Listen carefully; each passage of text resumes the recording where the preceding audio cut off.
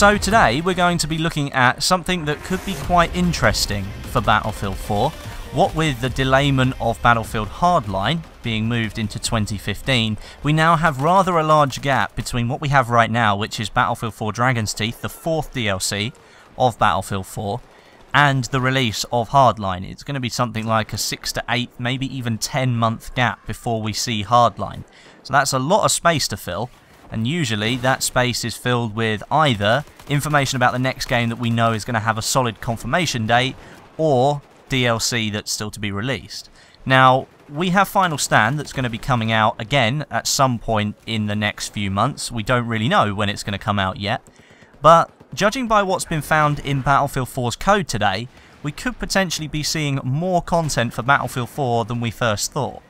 Just before I go ahead though, I will say that this is completely unconfirmed and this is just what somebody's found in the code. There's absolutely no reference to anything else within the code other than the fact that there are more spaces for DLCs listed than ones that we currently know about.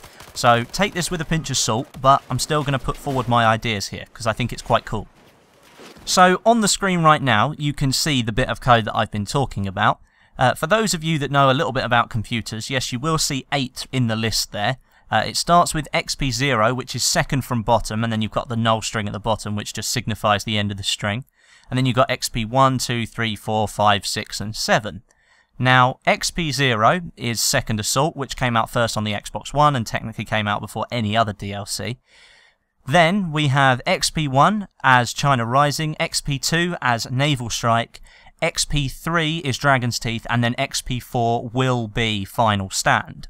Now, because we have the null string where XP7 should be, we then have XP5 and 6, which at the moment, and as we know it to be, will be empty, because there's no reason for any more DLCs to come out, because Premium only contains 5. But then there is still sort of room for expansion among those expansions there, if you get what I'm trying to say.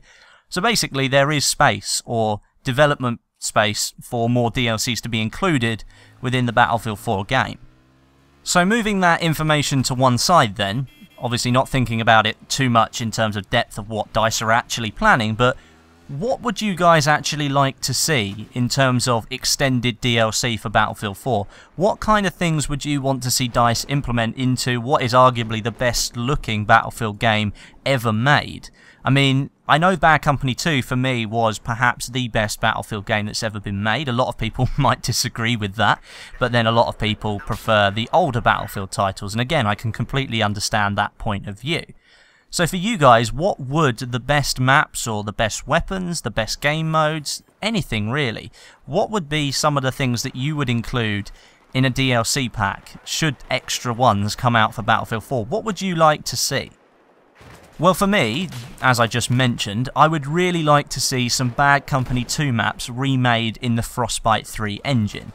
Although I'd have a couple of problems with it, I think maps like Arica Harbour and Valparaiso, maybe Isla Inocentes or White Pass, some really good rush maps within Bad Company 2, would look really good in the Frostbite engine and would probably play really well, providing they were literally copy and pasted across, because they're good maps as they are. They don't really need much changing, and if they were to change the MCOM placements like they have been in Battlefield 4 Rush, then I think we'd all be screwed.